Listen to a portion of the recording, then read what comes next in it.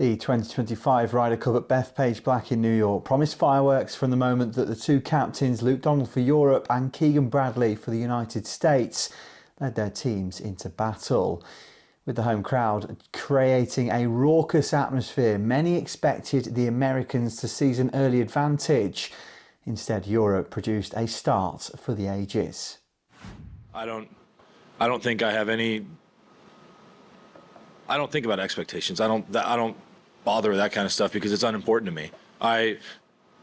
What I focus on when I show up to tournaments is my preparation, and I have prepared for this tournament. I'm ready to go out and compete. When I step up there on Friday, I can tell myself on the first tee that I did every last little thing that I could in order to play well, and it's time to go do what I love to do, and that's compete and have fun. And I'm excited to be able to play in front of a home crowd, but I truly don't think about expectations or anything like that. That's wasted space in my brain.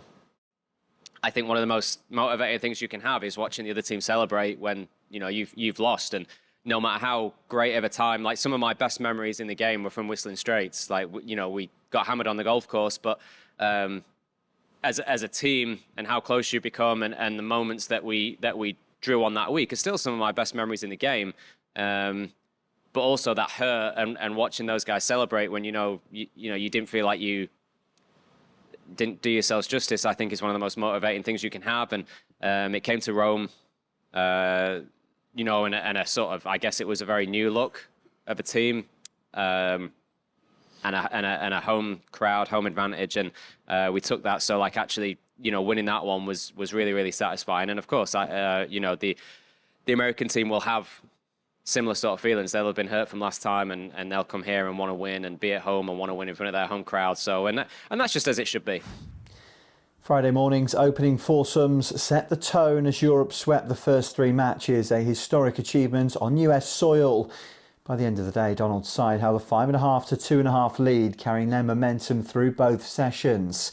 Saturday was no different. Ruthless in foursomes and resilient in four balls, Europe stretched their advantage to a staggering 11.5 to 4.5, the largest margin in modern Ryder Cup history heading into the singles.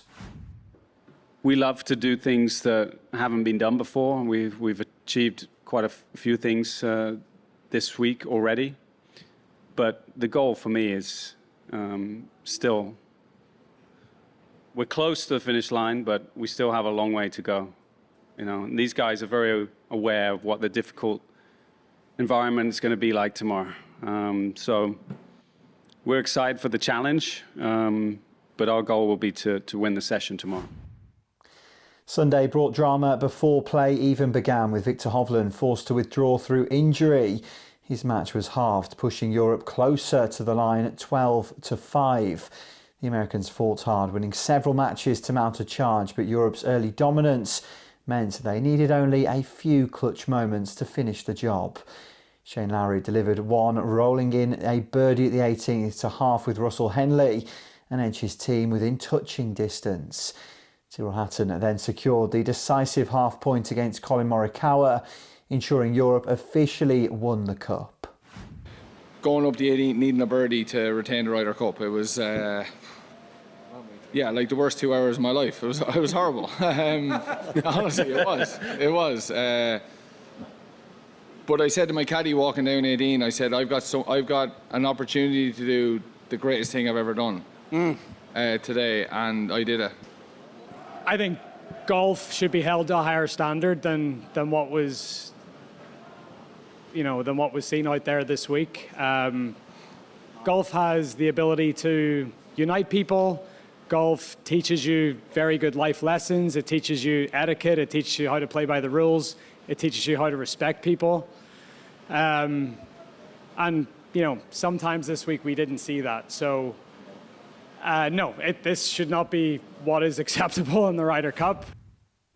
The final score read 15-13, reflecting a late American rally, but leaving no doubt about the story of the week. Europe's blistering start proved decisive, sealing a famous victory on US soil in what will be remembered as the fairy tale of New York.